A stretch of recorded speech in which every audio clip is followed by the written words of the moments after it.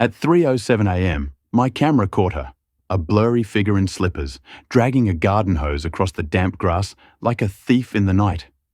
Karen, the HOA's self-appointed water czar, glanced over her shoulder, crouched behind my rain tank, and twisted valves she had no right to touch. The grainy footage was unmistakable. The same woman who'd fined me for a non-regulation faucet was siphoning water from my private tank. But the real shock wasn't her stealing from me. It was where the hose led. Not to her house, but under the HOA park's soil, snaking toward the entire block.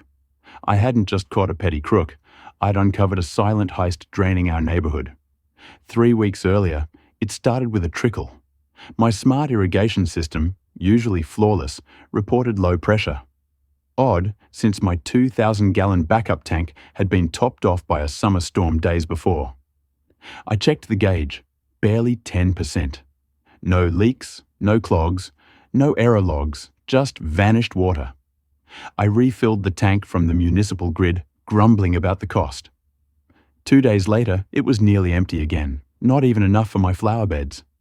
My wife suggested kids or critters, but there were no signs of tampering, no footprints, no broken seals.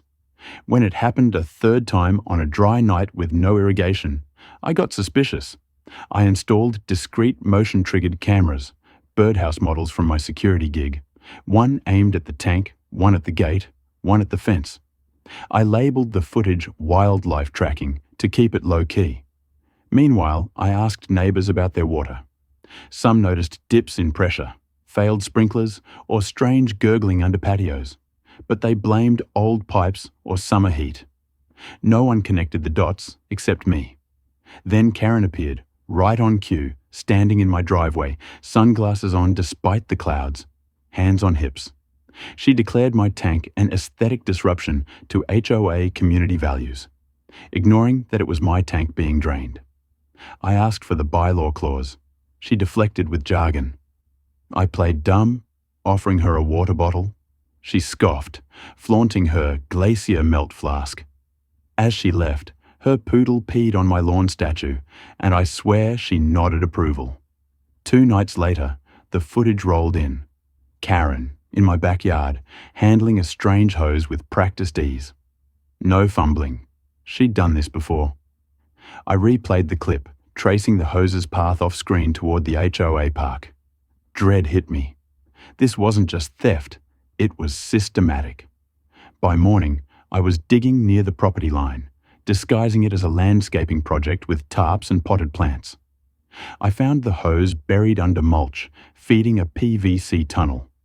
It split at a T-valve, one line to Karen's yard, another to the HOA's main distribution. She wasn't just stealing from me, she was tapping the block's emergency firefighting reserve, drought irrigation, and community gardens. I called Harold, a neighbor with a yellowing lawn and city connections, and showed him the trench. He didn't laugh at my something fishy quip. His sprinklers had failed too. I needed more proof, so I recalled a white van at Karen's, a plumber unloading pipes. Posing as a homeowner with a leak, I called Crispin Waterworks. The tech confirmed Karen had them install a private pressure bypass months ago, hooking into the closest HOA loop for better flow.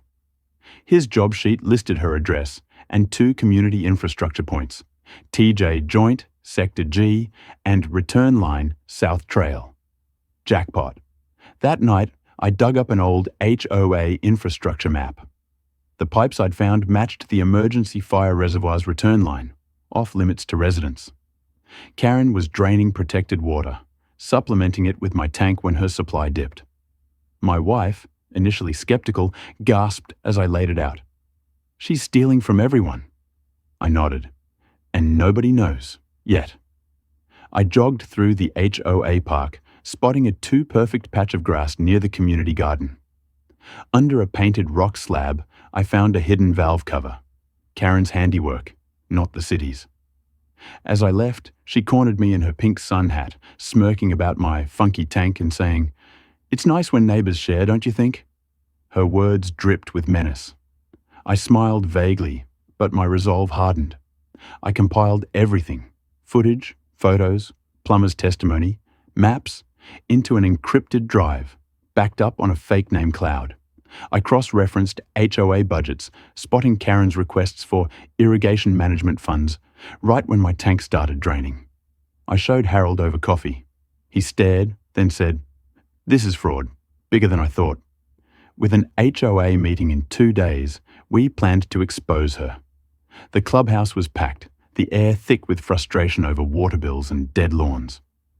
Karen opened with her usual sanctimonious speech, clueless that her empire was crumbling. Harold requested agenda time for infrastructure concerns. Karen tried to shut him down, but the crowd's murmurs and Rick, the neutral board president, gave us the floor. I plugged in my USB, heart racing, and showed a still of Karen at my tank. Laughter erupted. Then I laid it out. The drained tank, the cameras, the trench with the split pipe. The video played. Karen sneaking, twisting valves, dragging the hose. Gasps filled the room. I showed the plumber's job sheet, the hidden garden valve, and budget anomalies. Thousands for hydration optimization no one saw. A map overlay revealed her pipes tapping the emergency fire line. Silence fell. Then outrage. Neighbors stood, sharing stories. Cloudy hose water sickening a toddler, a heat wave killing an elderly woman's garden. Insurance risks from compromised fire access. Karen claimed I'd faked the footage, blaming a raccoon trap experiment. The crowd roared her down. Rick silenced her, announcing an audit and her suspension. Karen stormed out, knocking over lemonade, yelling about ungrateful neighbors. No one followed. The board called the city's utility office to inspect the lines. By morning, Karen's name was erased from HOA records. Rick and Jessica, a city water officer, confirmed 4 tap points to her home, including a pressure booster in her kid's old sandbox and a manifold under fake turf. She'd built a private water grid, risking contamination and draining the fire reserve, a public safety violation. A cease and desist notice hit her door, with fines and possible charges looming. Karen went dark. Social media gone, house shuttered. Rumors swirled. She'd fled to Arizona or hired a lawyer. My tank stayed full, sprinklers humming. Neighbors stopped by with thanks, calling me the one who broke the HOA's spell. City crews dug up 6 pipe junctions linked to her property, some tapping a sealed fire line. Without backflow prevention, her setup could have contaminated the public supply. Her manifold had remote controls. She'd been orchestrating the block's water woes from her phone. The HOA audited 2 years of expenses, uncovering Karen's fake maintenance contracts with unlicensed workers. Thousands had funded her backyard empire. The board banned her for 5 years and approved a city lawsuit. A news segment, Hydration Heist, went semi-viral, with Karen's footage memed as Hydrate or Hijack. Her house sat empty, unsold, a monument to her downfall. Summer brought renewal. The HOA's bulletin board swapped threats for potluck flyers. Neighbors chatted, organized cleanups, and planted gardens. I declined Rick's offer to replace Karen as utilities coordinator, suggesting a rotating committee instead. I repainted my tank blue, adding a mural of a knotted hose with "Don't tap what you can't handle" and the exposure date. It drew smiles, not just for the humor, but for what it meant. We held a hydration celebration in the park, sprinklers, slip and slides, a fire truck hose for kids. Rick unveiled a new fountain, its plaque honoring the neighbors who noticed and the neighbor who acted. I blushed as applause erupted. It wasn't about fame. It was about trust restored. Karen faced charges for infrastructure tampering, fund misappropriation, and water endangerment. Her assets froze as courts churned. I pushed for HOA reforms, rotating oversight, transparent spending, monthly walk and talk meetings. The clipboard era ended. Conversation took over. One evening, by my humming tank, the sky glowed gold. A new neighbor mentioned finding Karen's HOA archives boxes, laughable relics now. I gave her a welcome basket with a powered by rain bottle and a community plant, assuring her the neighborhood was strong, connected, resilient. Karen's hose had been her weapon, but every stolen drop made us thirstier for truth. She opened a valve she couldn't close, and when it burst, the neighbourhood didn't just survive, it thrived. My tank, my flowers, our community, all flowing free, proof that no one can siphon what a united block protects.